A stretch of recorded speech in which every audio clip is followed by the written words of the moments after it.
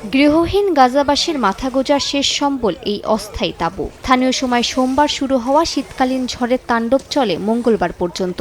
আল Mawasi শরণার্থী শিবির সহ দক্ষিণের খান ইউনিসে বৃষ্টির পানিতে ভেসে গেছে হাজার হাজার অস্থায়ী তাঁবু। গাজা সিটির পশ্চিমে রেমাল ও বন্দর এলাকাও ব্যাপক ক্ষয়ক্ষতি হয়েছে। তাঁবুতে জমে থাকা বৃষ্টির পানির সঙ্গে মিশে গেছে নর্দমার পানি। পবিত্র রমজান মাসে রোজা রেখে এমন পরিস্থিতিতে দুর্ভোগে হাজারো পরিবার। বিদ্যুৎ না থাকায় অন্ধকারের মধ্যেই সেহরির খাবার প্রস্তুত করতে হচ্ছে গাজাবাসীকে।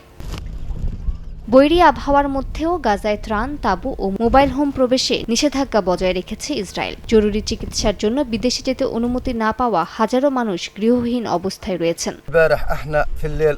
গত রাতে ৩টার দিকে সেহরি করতে গিয়ে আমরা বৃষ্টির পানিতে ভিজে গেছি। সেহরিও করতে পারিনি, পর্যাপ্ত কাঠের অভাবে আগুন জ্বালাতেও পারিনি।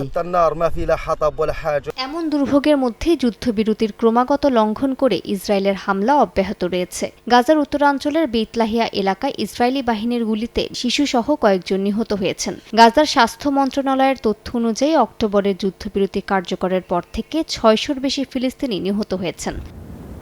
এদিকে ৩৭টি আন্তর্জাতিক মানবিক সংস্থার কার্যক্রম বন্ধের সম্ভাব্য আদেশ ঠেকাতে ইসরায়েলের সর্বোচ্চ আদালতে আবেদন জানিয়েছে একাধিক এনজিও। এর মধ্যে রয়েছে ডক্টরস উইদাউট বর্ডার, অক্সফ্যাম ও নরওয়েজিয়ান রেফিউজি কাউন্সিল। সংস্থাগুলোর দাবি, ফিলিস্তিনি কর্মীদের তালিকা জমা দেওয়ার শর্ত মানবিক নিরপেক্ষতার পরিপন্থী এবং এতে স্থানীয় কর্মীরা ঝুঁকিতে পড়বেন।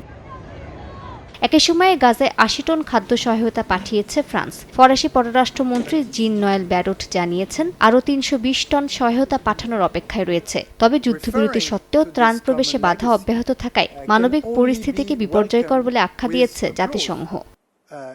মালিহা সুহরওয়ার্দী, সময় সংবাদ।